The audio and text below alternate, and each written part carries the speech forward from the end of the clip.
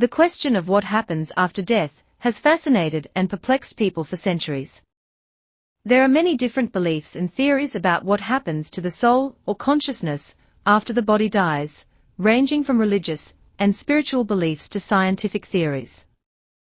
From a scientific perspective, the process of dying involves the cessation of brain activity and the eventual breakdown of the body.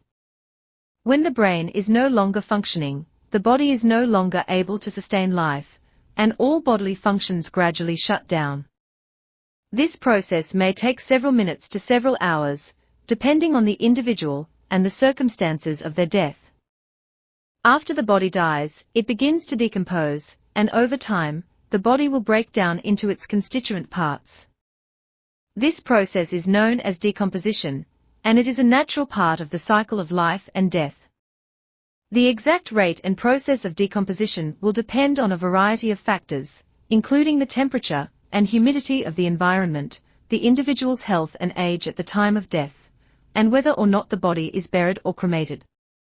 From a religious or spiritual perspective, there are many different beliefs about what happens to the soul or consciousness after death.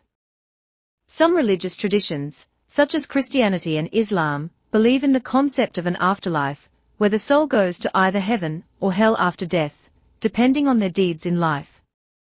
Other traditions, such as Hinduism and Buddhism, believe in the concept of reincarnation, where the soul is reborn in another body or form after death. Many people who have had near-death experiences or other mystical experiences report feeling a sense of peace and detachment from their physical body. Some report seeing a bright light or feeling a sense of warmth or love, while others report feeling a sense of floating or being outside of their body.